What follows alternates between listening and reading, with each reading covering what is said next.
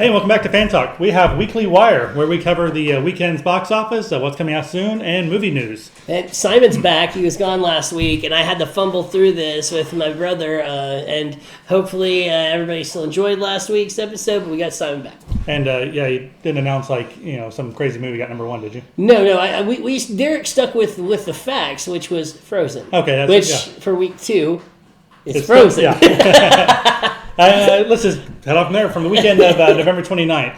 No surprise, Frozen 2 is still in the lead. Another $85 million weekend for a second weekend. That's only a 34% drop. Smashing records. Yep. Smashing all the records. Worldwide, it's already up to $740 million. Yeah. And it's going to be the $8 billion movie this year. Yeah, $8 billion. We talked about that last week, and then we're like, this movie has the possibility of going way past $1 billion. Right, good. The original Frozen made $1.28 billion, so $1,280 million. Yeah. This is going on track to surpass that if it keeps its legs up through the weekend, through the holidays. There's rumors that if it's legs out, it's possible this could be a $2 billion movie. Could be. I don't think it's going to happen. It's got a leg out through Christmas, which got some competition coming its way. But it's Frozen.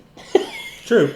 So let's look at a couple of the records that it has already surpassed. Worldwide opening, $358 million. That record, it beat the previous top one, which was Toy Story 4. Mm-hmm. Top international animated, besting Ice Age Dinosaur, or Dawn of the Dinosaurs. Dawn of the Dinosaurs, yeah. November opening for animated, taking over Frozen. Yep. Best animated IMAX opening. Third best domestic animated opening behind Incredibles 2 and Dory. Yeah. And then also it's the top best 3-day opening for Walt Disney Studios, beating out Zootopia.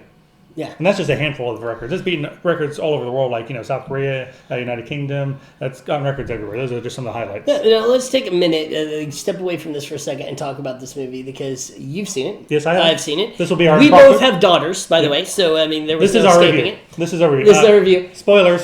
Spoilers. It was great. It was very good. It was very good. It was a solid definitely a sequel. Yeah, a very solid sequel. It builds on the universe, including some of the things that happened on the edges of the first movie that didn't. They just kind of went ahead and decided to expand and kind of wrap around again. And I just say I went and watched it in 4D, and in 4D I watched it with my kids. And it was fantastic. I've seen 3 movies in 4D now. It was Jurassic Park, the new Jurassic Park. We went and watched Spider-Man. Okay. And then now this one.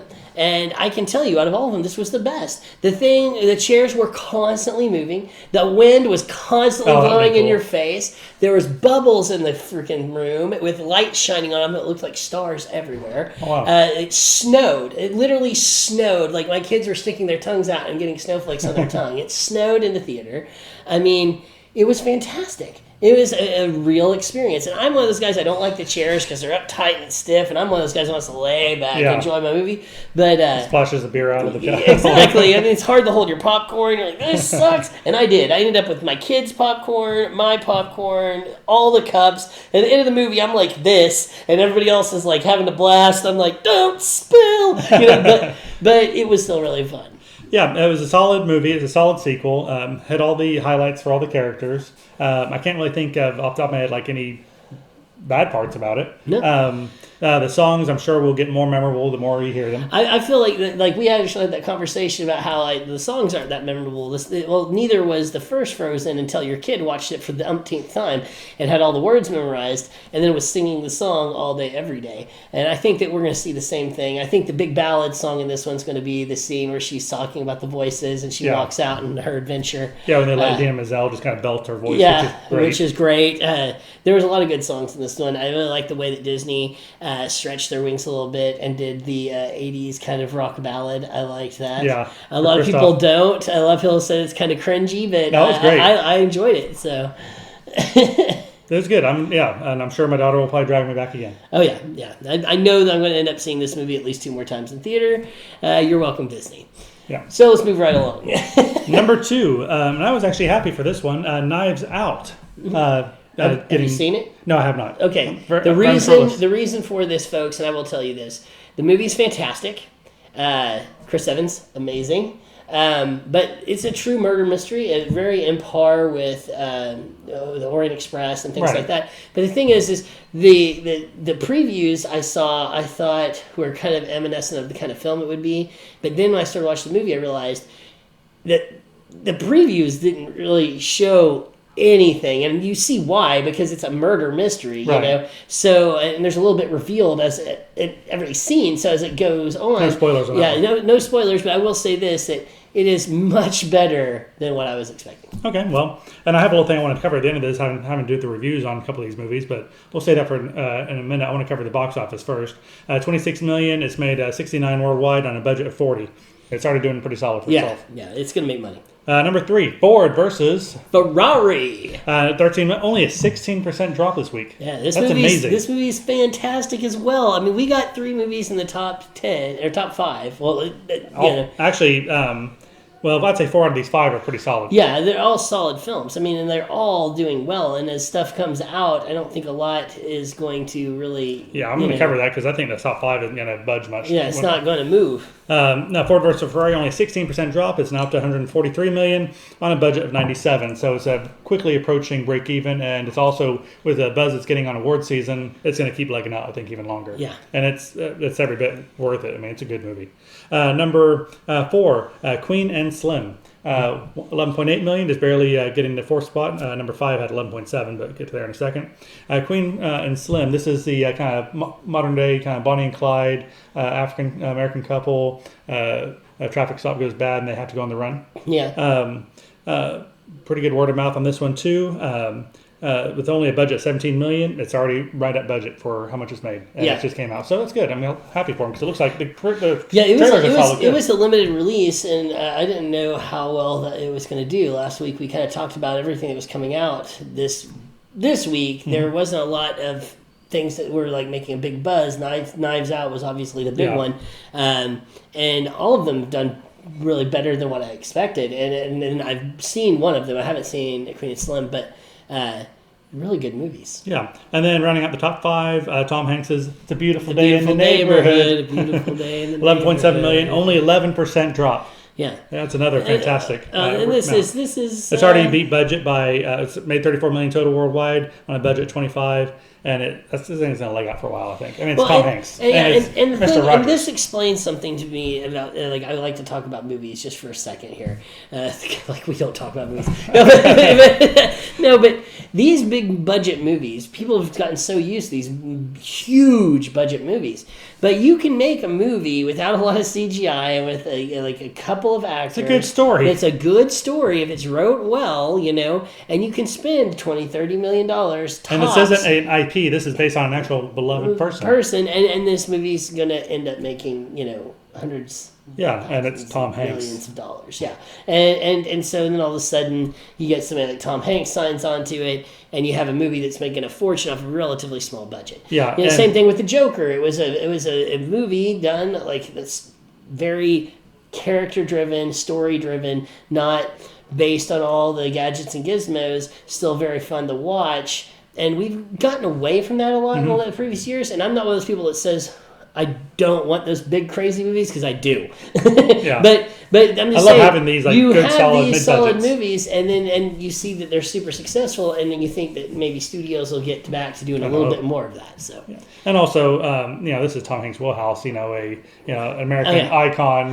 Did you see the interview he did about why he never plays a bad guy? What was that? Like most actors, if you don't know this, love to play heavies because it's an opportunity to be everything. It's the darker side of your nature. It's a chance to be somebody you don't always be in real life, and that's kind of an exciting thing for an actor. But a lot of actors really love it, but so few actors who get parts like, for instance, Tom Hanks, get an opportunity to play that character. And he's done it once or twice. Yeah, and Tom Hanks even said in this interview, he's like, I don't get a real heavy. I've played some kind of so-so, but they're still good guys. And he's like, because there's nothing mysterious about me. And he said there's nothing mysterious about me, and you're not going to create that. He's like, I have my niche, and that's what I do. He's like, and I appreciate that. And he holds up his gold statue and says, and it works for me. And it works for me. Yeah. No, he played a heavy. I'm trying to remember the movie now. It was like almost Road to Perdition. He wasn't really a bad guy. It was a very almost like campy bad guy. I'm going to have to look that one up, and I'll put it in the comments. But Yeah, because all I can think of is Road Perdition. He played an assassin, but he was a mobster, and he was actually a good guy. He was just kind of in a bad situation, and he was trying to take care of his kid, and stuff. So, I've seen him play some like morally strong characters that were technically bad guys. I'm going to look that up. I'll put it in the comments unless you guys beat me to it. He's played a very campy bad guy in a movie. I cannot place it. I can't think of what it is, but all right, I believe you. Though. Okay, So, well, moving on. along. And it's definitely not Beautiful Day in the Neighborhood. Definitely. Mr. Rogers gets a machine gun. No, that'd be a sequel if Hollywood had anything to do with it. All right, coming out this weekend. No, I'll just go back and see one of those other movies. Actually, circling back around, I was going to tell you about the critics' reviews. We all know Frozen 2 is good. Let's look at Knives Out, Ford vs. Ferrari, Queen and Slim, and Beautiful Day. Rotten Tomatoes in that order: 97%, 91%, 81% for Queen, 96%. 3 out of those 4 movies are in the 90s. It's amazing. With Rotten Tomatoes, folks, you have to realize Rotten Tomatoes is extremely I feel like kind of hard on movies. Well, it's critics ratings. Versus other ratings boards. It's mainly critics ratings, and it's very very strict. And so there's a lot of movies that I think are very good that Rotten Tomatoes lists the 50s and 60s. I'm like, screw you, Rotten Tomatoes, you know nothing. But it shows the quality of what's out. And then the Cinema Score, which is actually based on audience polling, A-, A+, A-. I was like, these are some solid movies. Can I bring something up real quick about Rotten Tomatoes since we brought it up? Sure. I brought this up last week and we'll bring it up again. Parasite, still in the top 20. Still in the top 20 after all this time. Yep. A Rotten Tomato score 98. Yeah. I mean, this is a foreign horror film you need to go see. That's one of the reasons it's still in the top 20, because it's a good movie, and it gets a recognition on that. It's like, need to go see the film. Seriously, the movie's coming out this weekend. We have Aeronauts, Felicity Jones, Eddie Redmayne. It's also available IMAX because it's kind of a big grand adventure kind of thing. Budget of only $40 million. Real life story about a test pilot, a hot air balloon. Things go wrong. It could be fun, and I just haven't heard a whole lot about it just yet. I don't think it's going to be cracking this top 5 very easily. It might, but it just doesn't strike me as that. And then number 2 coming out this weekend, Playmobil. Enough said. Animation. They're trying to do the same thing as the Lego movie, but with those toddler Playmobil toys. The critics' ratings are awful. Rotten Tomatoes 24. And do you want to know what the funniest thing about that is? A budget of $74 million before marketing. Before marketing. What did they do wrong? I mean, a lot. I'm almost like, is this made by Fox? Well, we'll slip into the news. Let's slip into the news. Okay, the news, real quick. Let's talk about some stuff, highlights, in my opinion. First off, is something kind of interesting. We're seeing a little bit more of this. We were probably going to do a review of it, but E.T. the sequel or commercial, you decide. It is actually an Xfinity commercial where they've actually taken E.T. and turned it into a mini film, basically. E.T. Short film. E.T. comes home, or comes back to Earth to visit Elliot. Elliot's older and he has a wife and children, and he's showing E.T. his children. And the commercial aspect is a lot's changed. We have, since the 80s, we have the internet, we have, watch this, Xfinity, play this and this and this, and they watch TV together. Are you sure this wasn't a Crystal Pepsi commercial? No, he wasn't. And, he shows them his family, and it's really cute, and then E.T. takes the kids, and they fly on the bicycle, and then E.T. goes home, but he leaves the little pod with his boy, so his boy can always see E.T. It's cute. And it's cute, it's nice, it's fun to watch, it's nostalgic, and, a killer commercial. But they spend a lot of money on this. And I'm just it's interesting. You're seeing more things like this. You were even talking about how they did the kind of little sequel of Love Actually in a way like that. Yeah, and that's for charity. And then they also been doing that, or they did that one so far for Jurassic World. Yeah. And I think there's meant to be more on the way as well. Yeah. So but that's also advertising a future movie. Yeah, but it's interesting. Actually, that's trying to make the fans happy again. Yeah. And then we got, Friday the 13th. Friday the 13th is about to go away. In January, we aren't going to see any more Friday the 13th for a while, I think, because basically there's a big feud. one studio owned them. They did really bad after the Jason movies weren't doing so well. They sold it off. They did that reboot. Then they did Jason Takes Manhattan, equally bad. Then they pulled in the original director. He helped them do Jason versus Freddy, I believe. And then they did the reboot. Back in 08, 09. Yeah, they were doing a couple different things, but basically what it all boils down to is now you have the writer, because when it was sold, that IP basically kind of goes up. Because when it's purchased or owned by a company, they own it unless they sell, and once they sell, that kind of throws that IP into chaos. So there's probably something wrong in the contract where it became ambiguous who actually owns it because of exactly. reasons. And so you have the original director who says he owns it, and you have the writer who says he owns it. And so they're both fighting over it in court. The court originally saw the side of the director, but now they're appealing it. This is going to take years and years to decide. So until then... Just give it to Rob Zombie to reboot. Pretty much say that we're not going to see any more Friday the 13th films until this is resolved. And there's really no telling what direction this is going to go. Sometimes an IP needs a break, and that might be good for it. Yeah, I mean, I say that, but it's also interesting to me how somebody can write something and how quickly it can get out of their control, which is really fun to go into my next bit of news, which is Nightmare on Elm Street.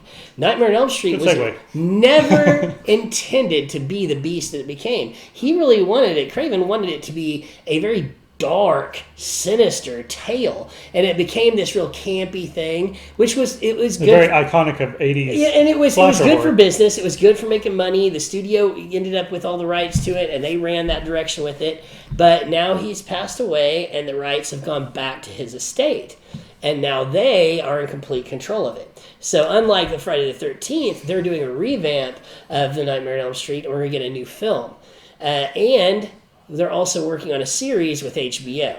So we're going to get a film and a series out of this at some point, but all sources are saying it's going to be a very, very different Nightmare on Elm Street than what we've seen in the past. Okay. So something that a lot darker, which I will say the new reboot movie I thought was a little darker. They really touched more on the character and how evil a person this guy really was. But they're talking about really taking it next level with HBO. So everything's kind of up in the air right now. Nothing's solid yet, but HBO has definitely reached out to them, and there's in the works of a series for sure, and possibly another movie. So HBO's need to keep its game up with all this extra pressure now. Yeah, I mean, HBO's killing it right now, though. Yeah. I mean, this is Art Materials and Watchmen, both. Watch those shows. Next in the news, I would say it's kind of interesting, is Cats. Big fans of Cats out there. Cats have made this new movie. We've debated about it. I actually, it looks interesting to me. I mean, I've got drugged to the ballet before with my family. Drugged is a good way of putting this movie. And the ballet is good. I can see what they were attempting with the movie, and I thought it might reach an audience. But then I started digging in this film, and you look at how much they've spent on it. This is really your department. Yeah, $90 million budget, and the marketing on a movie this size could easily top $50 to $60 million on top of that. Yes. So we're looking at about at least $150. Yeah. Okay, so now they're talking about going up against Star Wars opening weekend. Well, yeah, that's already in the books. And so there are a lot of people trying to talk them out of this disaster, because I'm telling you, folks, they're going to the counter. No matter how you slice it, Star Wars, as disappointed as we have been with the previous movies, suck up all the oxygen. We are going to watch the movie. I don't care who you are, you're going to watch the movie. And it's going to either be awesome, and we're going to go watch it 2 or 3 times, or it's going to suck, and we're still not going to go watch Cats. And nothing against Cats. I think if they ran this, again, we talk about sometimes movies, it's all about timing. This would have been a great January, February release. Exactly. It would have been a great February release because it's still cold outside. People are going, it's award season. Yeah, people think about season. But they're trying to get it in for Christmas. For this award season. Yeah, and it's just a bad idea. It's a really bad idea, and this film, in my opinion, is going to lose money. It's going to lose money big. And a lot of it's going to be because we all know opening week sets pace, and that's the big thing. People, you rarely come back from that. You don't come back. It's like you can have a really great movie and release it against something bad, like really tough that everybody's going to see. Have a bad opening 2 or 3 weeks. The other movie moves out. you move out with it. You don't carry those legs. People just hit a certain point. They're like, I'll wait till it comes out in Redbox. They're betting on that Hugh Jackman movie from a couple years ago, musical, Greatest Showman. Greatest Showman. Which surprisingly legged out for like 2 months. Yeah. And it didn't start off very big, but it legged out for like 2 months and made a ton of money. But that's a bad business model, in my opinion, to base your expectations on this much money on what one movie did. Yeah, and which is not like studios. Studios don't normally do that either. They play the game. They play the numbers. Yeah. And the numbers are not in their favor going against Star Wars opening weekend. It's just not. Also, just with such a heavily, I'm not going to say criticized, but heavily talked about part of the artistic direction that this movie has taken. Yeah. Which might work, it might not. I haven't seen the movie yet. Yeah. But, I'm not. You're not I'm not with you. I'm not a big ballet cast. No, the actual show itself, I get, and I respect the artistic value of it. The translation to film, I'm speechless. Some things are better left to the ballet. Yeah. But also in news, we got the Bond teaser is out. We'll be watching that soon for you folks. Yep. But it's got a villain. Shows who the villain's going to be in there, so check that out. Just a little fun with Bond movies. It's always fun to see what they're going to release and what's coming out. The little teaser kind of touches a little bit. This is the 5th Bond movie with old Daniel Craig. And probably last. And it's probably his last, but a nice run. And definitely a different Bond than we've seen in the past. Yeah, it's kind of grittier, born like Bond. And then we have a Battle Angel news. We talked about this whenever Cameron tanked with this new Terminator movie. We basically said he threw his cards in because if he killed this movie, it gave him more weight to get the movies done that he wants to do, which was a Battle Angel sequel, which is going to be tough because we didn't do so hot in theaters. It was a barely break even, if that. Yeah, and it's an expensive movie to make. Now, the next one won't be as expensive because the technology is built now. Right. But still, we're looking at an expensive movie and maybe not a lot of profit. So he has basically gone to fan power. He has gone out and listed... Crowdsourcing? Yeah, crowdsourcing. He's basically begging people that want to see a Battle Angel sequel to basically bombard Disney with, with your pleas for a sequel because he really wants to make the movie. But he knows now, especially after the dark fate of Dark Fate, that his chances of making this movie are 0 to none. And you know what? Disney be looking at for the last few years for an example of how that works out? Valerian, yeah. Which he used crowdfunding to get the movie started and financed, and then everyone that pitched in money afterwards lost it because the movie did so bad. Yeah. So Disney's not gonna. I'm going to tell you right now, the hopes of a Battle Angel sequel are, as I said, slim to none.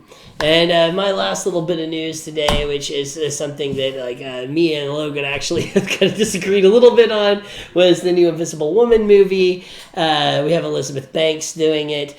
She actually, is going to be directing it and also starring as the Invisible Woman.